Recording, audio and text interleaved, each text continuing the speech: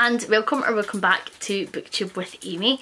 Today I'm going to be doing the Booktube Numbers Tag. So I haven't been tagged in this, but I saw Abby from Abbey of Pelennor doing it and it just looked like such a fun tag, so I was like, I'm stealing this immediately.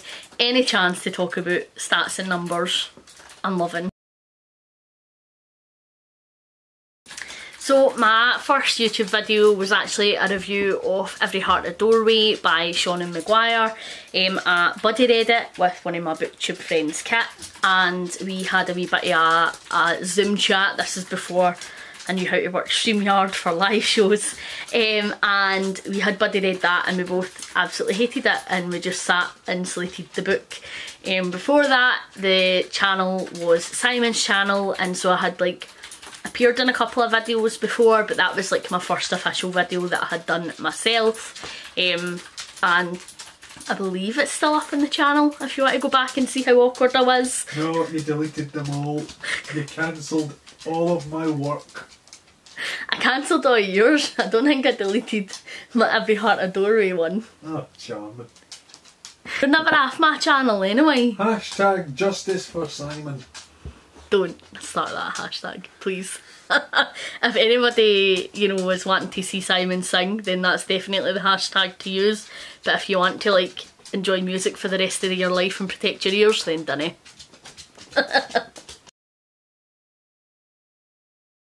So I'm only currently reading 2 books at the moment. I'm reading the complete Suki Starkhouse. Oh my god. No Tony Stark.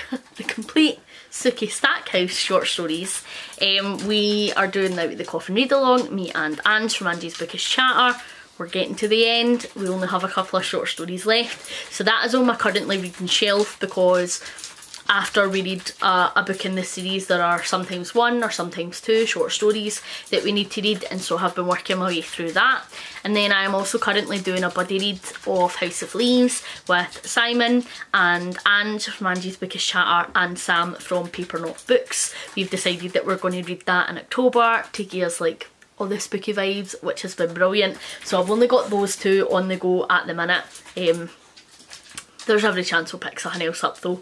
I don't mind having a couple of books on the go. I know that that really bugs some people, as long as it's not too many. Like, I don't think I could do any more than like 2 ones that I'm properly focusing on, whereas the short story one is a wee bit depending on whether I need it or not. Like, it's not something that I am actively reading, but I could actively read House of Leaves and have another one on the go. I'm obviously doing House of Leaves physically because it would be wasted to do it on audiobook. You'd miss so much.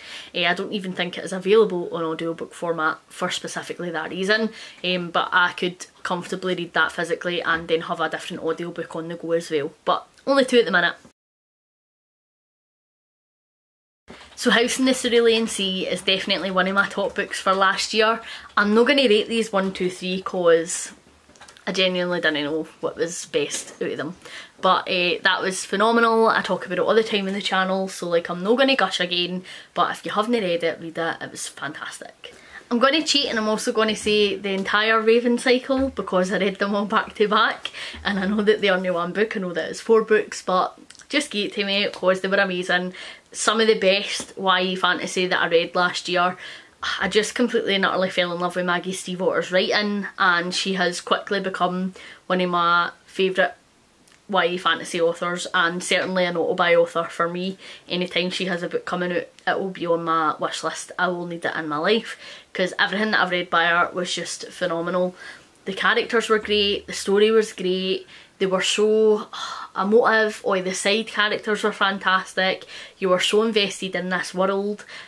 It was just amazing, and everybody needs to read them also. I'm so jealous because I've got the paperback editions and all my Maggie Stiefvaters are paperback, and so I didn't want to change them all to be in hardback, but the hardback editions of the Raven cycle are actually effing stunning, and they're so difficult to get, but they're gorgeous, and I see people getting them and I feel like I need them in my life, but I also realise I don't, but I'm torn.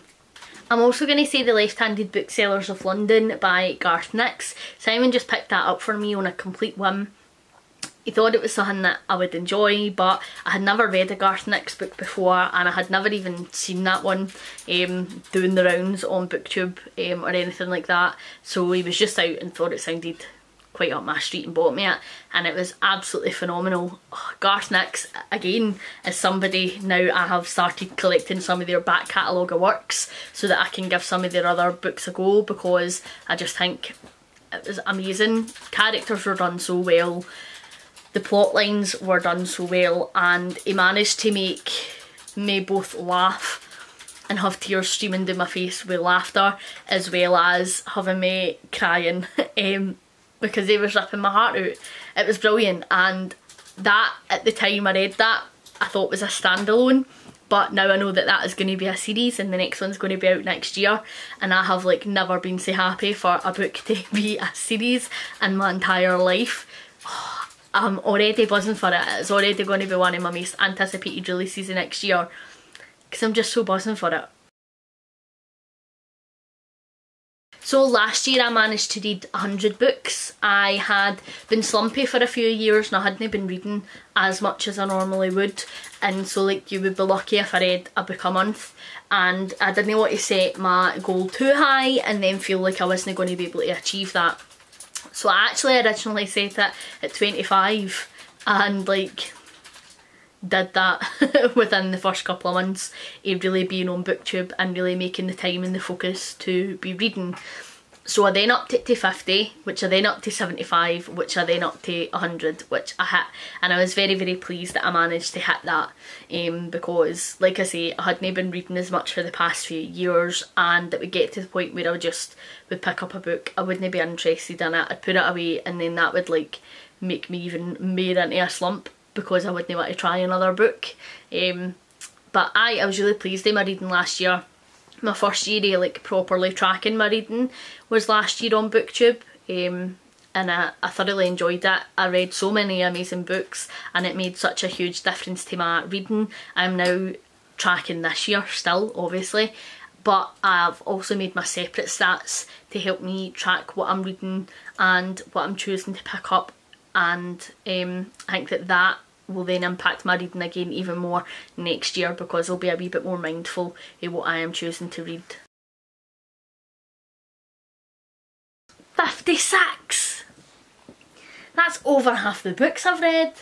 So I have rated 56 books 5 stars this year. That will have been swayed a wee bit by Suki Stackhouse, because every single Suki, why can I not say this today? Every single Suki Stackhouse book that I have read has been a 5-star read, and there are 13 of them in the series and we're on like 11 or something at this point. But I've had such a great year of reading. I feel like last year really helped me hone in on what I liked and what I didn't like about books, and it really helped me find certain authors that I enjoyed reading from, and so this year when it's came to my reading, I've really tried to bear that in mind, and I think that I'm a wee bit more willing these days to take a punt on a book, whereas before I'd quite stick quite strictly to YA fantasy and fantasy, with occasional horror thrown in, whereas this year I feel like I'm reading so much more diversely, and if a book has an interesting premise, or if I think that I like the sound of a character, then I'll maybe take a shot on it, whereas beforehand I didn't, and I think that that has also really impacted my reading, because I've found some amazing books this year that were 5-star reads for me that I maybe wouldn't have ordinarily have picked up, so I'm really pleased about that, and that is like over half my reading so far this year has been 5-star reads, which is phenomenal, and I'm very, very pleased about it. It's been a brilliant reading year this year.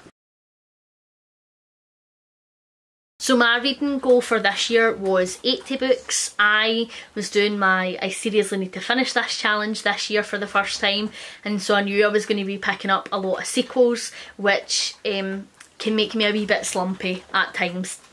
And a lot of the books that I was wanting to read this year were bigger books. I knew quite early on I was going to be reading House of Leaves, I knew that I wanted to start the Wheel of Time series, and I knew that some books in the later series that I was wrapping up were a wee bit chunkier than the first couple. So I set the bar a wee bit lower than I did for last year so that I wouldn't feel bad, I guess, for taking a wee bit longer to finish a book because it is bigger.